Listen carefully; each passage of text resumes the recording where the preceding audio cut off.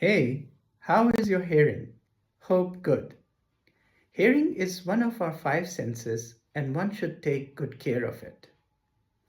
Hearing loss is the most common sensory deficit and a growing global health issue. World Health Organization estimates that by the year 2050, nearly 2.5 billion people will have some sort of hearing deficit and around 700 million will require rehabilitation due to disabling hearing loss. Noise pollution and faulty listening practices have all contributed to this growing health problem. I am Dr. Syed Mashood Abbas, a consultant in pediatrics and neonatology based at New Delhi, India. Before we talk more about protecting and preserving our hearing, let me tell you a little about how our ears work. Imam Ali alayhi salam once said, "Man is a wonderful creature. He sees through layers of fat, hears through a bone, and speaks through a lump of flesh." Our ears are a marvel and consist of three parts: the external ear, middle ear, and the internal ear. The external auditory canal collects sound that are pressure waves with amplitude and frequency and presents it to the eardrum called the tympanic membrane. The vibrations of the tympanic membrane are amplified by three tiny bones of the middle ear called malleus, incus, and stapes and transmitted to the internal ear organ called cochlea. Cochlea is a snail-like structure with semicircular canals filled with fluid. In the center of these canals is a basilar membrane which has hair cells containing cilia.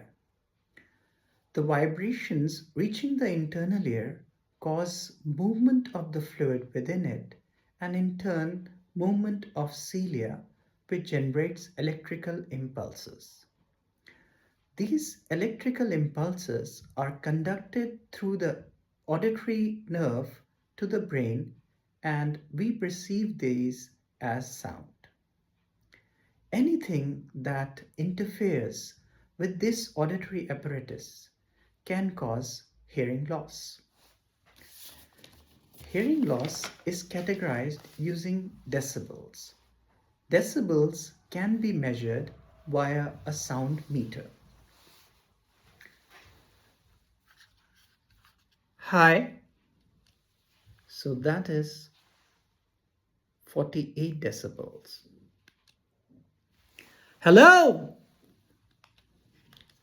that is 67 decibels. So a person who is not able to hear below 20 to 30 decibels is said to have mild hearing loss.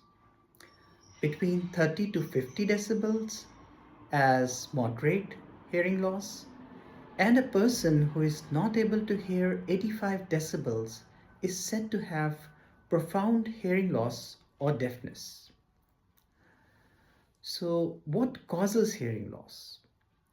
Hearing loss can be due to congenital defects, genetic syndromes like Waardenburg syndrome, Pendred syndrome, infections of the brain and ear that are not promptly and properly treated, and noise pollution, which has become the most common cause of hearing loss.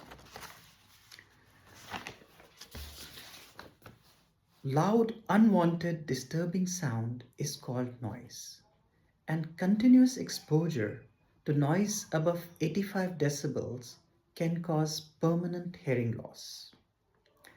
Noise pollution can be outdoors due to traffic, factories, construction works, or indoors due to loud entertainment systems, washing machines, vacuums, etc.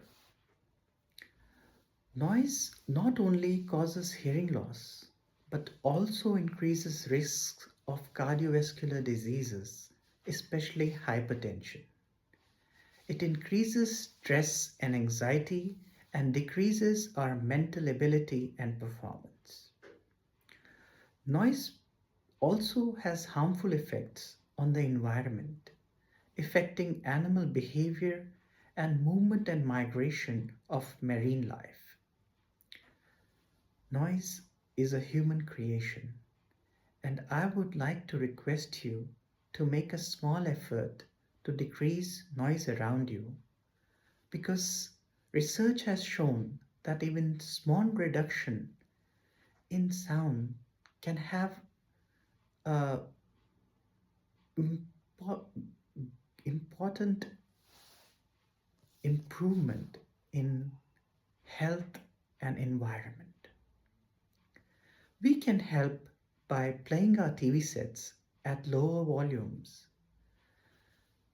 avoiding unnecessary honking at the roads, and decreasing volume of loudspeakers during public announcements and parties.